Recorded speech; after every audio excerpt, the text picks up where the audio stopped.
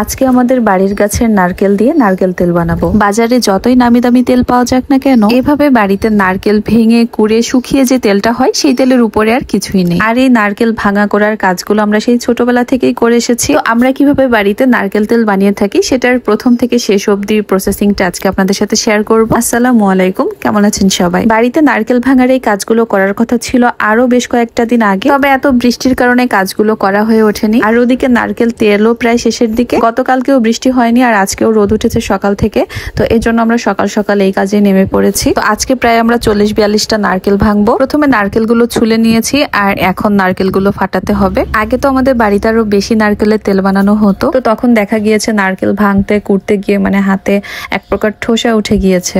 আর এবারে নারকেলগুলো গাছ থেকে পেড়ে অনেকদিন ধরে ঘরে রাখা আছে। বৃষ্টির কারণে কাজগুলো করতে না পারায় এখন ম্যাক্সিমাম নারকেলের মধ্যেই ফোফল হয়ে গিয়েছে। আর এই নারকেলের মধ্যে যে ফোফলগুলো হয় এগুলো আমার খুব একটা পছন্দ না। আমি তো কাজ করছিলাম, তো এর মাঝে একটা পার্সেল এসেছে আমার।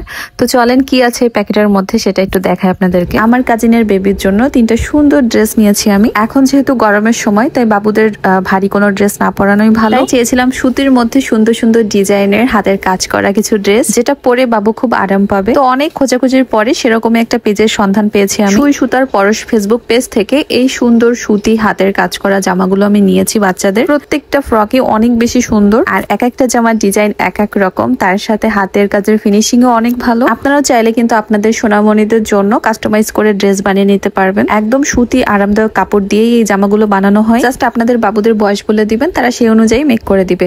যাই হোক, সুই সুতার পরশ ফেসবুক পেজটা আমার ডেসক্রিপশন বক্সে মেনশন করে দিয়েছি। তাদের পেজ ভিজিট করলে আরো অনেক অনেক ডিজাইনের ড্রেস দেখতে পারবেন, আর নিতে চাইলে তাদের পেজে ইনবক্স করবেন। জামাগুলো তোমার ভীষণ পছন্দ হয়েছে, আর আপনাদের কোনটা পছন্দ হয়েছে অবশ্যই কিন্তু কমেন্ট করে জানাবেন। এই তো এখন সব নারকেলগুলো ফাটাচ্ছিলাম, আর ভেতর থেকে অনেকগুলো ভালো বের হচ্ছিল, আবার অনেকগুলো নারকেলে ফোপলও হচ্ছিল। আর এই নারকেলের ভেতরে দেখেন পুরোটাই ফোপল দিয়ে ভর্তি। বাড়িতে এভাবে নারকেল তেল বানানো কিন্তু ভালোই কষ্ট, কারণ এতগুলো নারকেল ছুলে কুড়ে তারপর রোদে শুকাতে হয়, আর তার উপর যদি প্রপারলি রোদ না পায় তখন আবার নষ্ট হয়ে যাওয়ার চান্স থাকে। এই তো মোটামুটি সব নারকেল ফাটানো শেষ। এখন হচ্ছে আমরা সবাই মিলে বসেছি নারকেল কোড়ানোর কাজে। আমরা সবসময় এভাবে নারকেল কুড়েই শুকাতে দিই। অনেকে আবার ছোট ছোট পিস পিস করে নারকেল শুকায়, সেই ক্ষেত্রে নারকেল শুকাতে আবার বেশি সময় লাগে। তবে এভাবে কুড়িয়ে শুকালে মানে কষ্ট হয় বেশি, তবে 1-2 দিনেই শুকিয়ে যায়। আর এই কাজগুলো আমরা একেবারে সকাল থেকে শুরু করি, যাতে করে সকালের প্রথম রোদে আমরা শুকাতে দিতে পারি। কথা বলতে বলতে নারকেল কিন্তু সব কোড়ানো শেষ। এখন এই যে রোদে দিচ্ছি আমরা। উঠানের মাঝখানেই পরিষ্কার বস্তাটা পেরে নিয়েছি, আর এটার উপরেই পাতলা পাতলা করে ছিটিয়ে দিচ্ছি। যখন নারকেলগুলো শুকিয়ে যাবে তারপর এই নারকেলগুলোকে নিয়ে মিলে যেতে হবে